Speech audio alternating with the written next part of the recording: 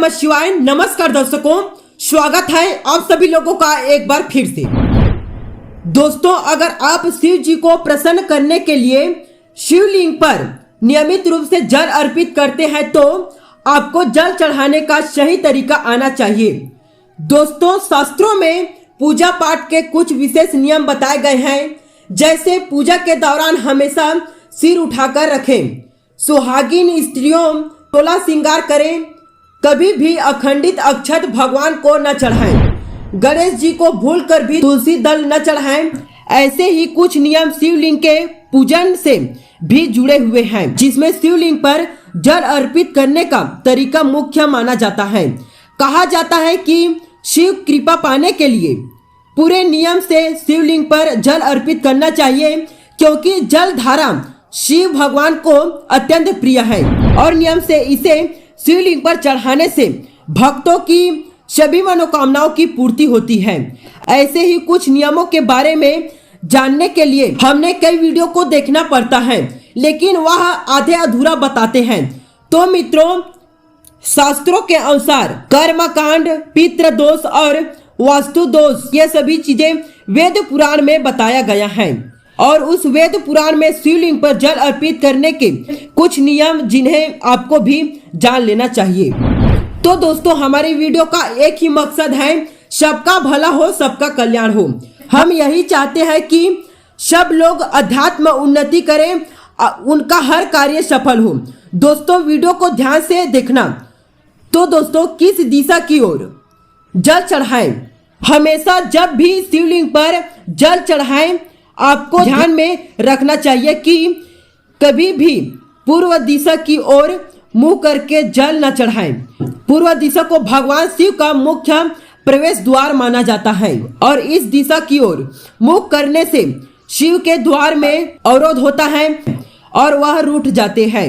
हमेशा उत्तर दिशा की ओर हमें मुंह करके जल चढ़ाएं, क्योंकि उत्तर दिशा को शिव जी का बाएं अंग माना जाता है, जो माता पार्वती को समर्पित है। इस दिशा की ओर मुंह करके जल अर्पित करने से भगवान शिव और माता पार्वती दोनों की कृपा दृष्टि प्राप्त होती है। और दोस्तों, कौन से पात्र में अर्पित करना चाहिए जल?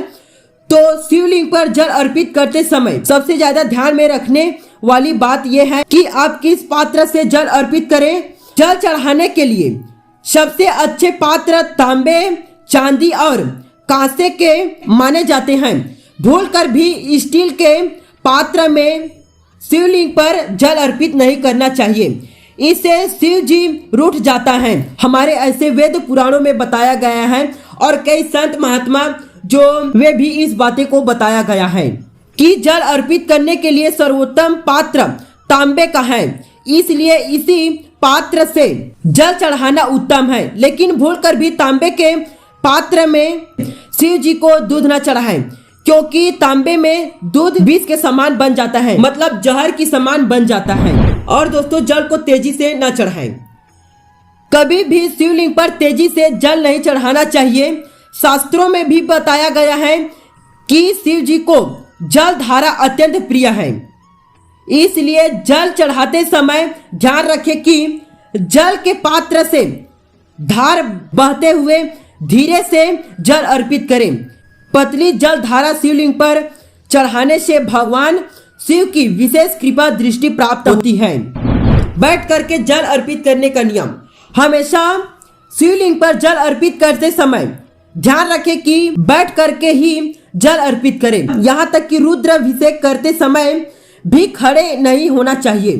पुराणों के अनुसार खड़े होकर शिवलिंग पर जल चढ़ाने से यह शिव जी को अर्पित नहीं करना होता है और इसका पुण्य प्राप्त नहीं होता है। तो शंख से न चढ़ाए शिवलिंग पर जल।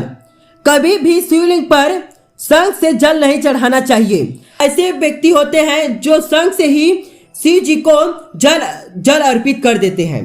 ऐसे आप लोगों को नहीं करना है।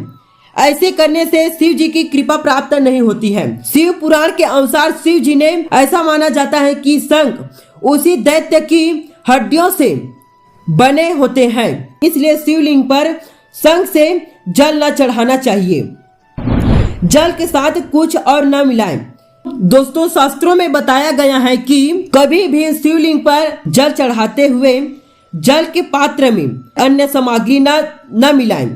कोई भी सामग्री जैसे पुष्प, अक्षत या रोली जल में मिलाने से उनकी पवित्रता खत्म हो जाती है।